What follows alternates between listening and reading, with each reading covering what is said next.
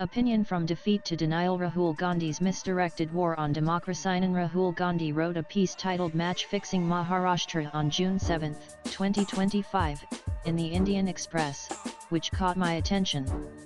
This article, riddled with speculative accusations and selective facts, demanded a serious response, not because it was grounded in democratic concern, but because it was laced with contempt for constitutional institutions. Gandhi's allegations, already covered by the Election Commission in extensive detail, deserve critical scrutiny. Not for the sake of rebutting every unfounded claim, but to highlight a dangerous trend: persistent delegitimization of India's democratic architecture to cover political inadequacy. The central motif of Rahul Gandhi's article is clear: if he cannot win electorally, the system must be rigged. This isn't new. When institutions don't echo his voice, he brands them as compromised. It is the same philosophy that fuels his campaign against the judiciary, the Election Commission, and even the growing voter base. His article, while camouflaged as a democratic concern, plays into the narrative of confusion and distrust. It is a textbook case of the fallacy: if you can't convince them, confuse them. In his haste to cry foul over the Maharashtra Assembly elections, Gandhi overlooked facts already on public record. These facts, when properly understood, dismantle his claims and show that nothing extraordinary occurred except perhaps the electorate's rejection of his politics. Rahul Gandhi's use of the term match fixing is not only irresponsible, it is inflammatory. By insinuating that elections were rigged without substantiating those claims with legally admissible evidence, he undermined the very institutions that uphold democracy. The Election Commission had, in fact, already addressed the concerns raised. Gandhi's article made no mention of the 60-page letter dated December 24, 2024, sent to his party's legal representative, which responded to all allegations with data. Moreover, the consistent participation of the opposition in the electoral process, from campaigning to counting, negates the idea of match fixing. Elections are conducted under the vigilant eyes of polling agents, observers, and the media. Suggesting manipulation without credible proof is not dissent, it's disruption. Gandhi's next point, voter roll inflation, is neither new nor unique to Maharashtra. He finds suspicious the increase of 31 lakh voters in 5 years and 41 lakh in 5 months. But these figures fall well within historical trends. Between 2004 and 2009, 1 crore voters were added. Between 2014 and 2019, 63 lakh more were enrolled.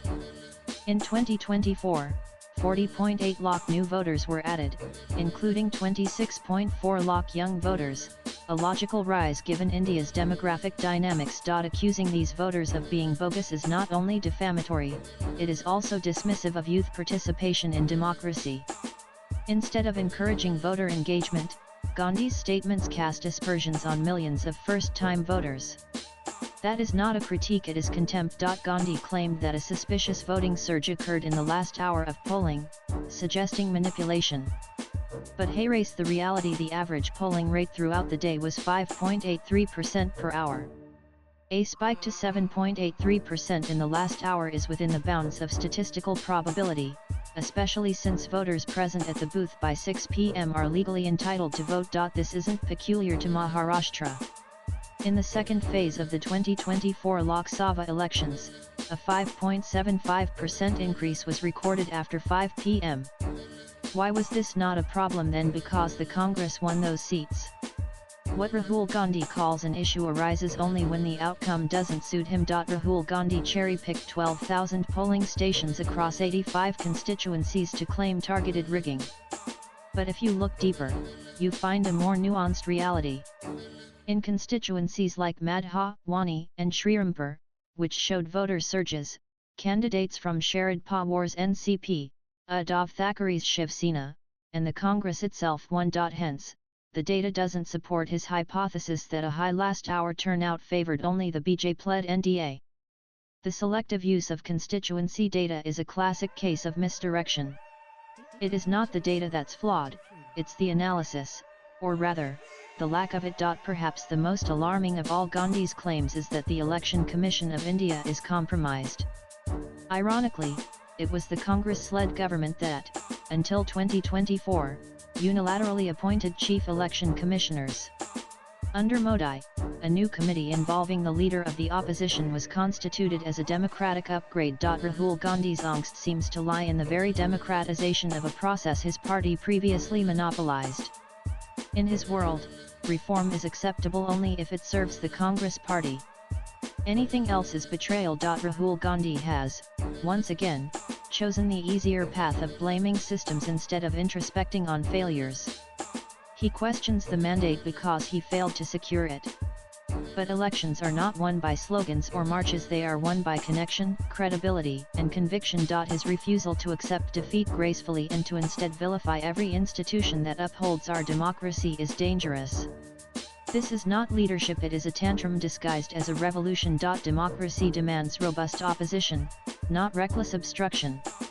Rahul Gandhi's article, if anything, is a manual on how not to lose gracefully. While he fashions himself as a defender of democracy, his words serve only to degrade it. Swipe left for next video. It is time Rahul Gandhi respects the people's verdict instead of mocking it. And if he wants to be taken seriously as a political leader, he must rise above rhetorical sabotage and begin the difficult journey of real introspection.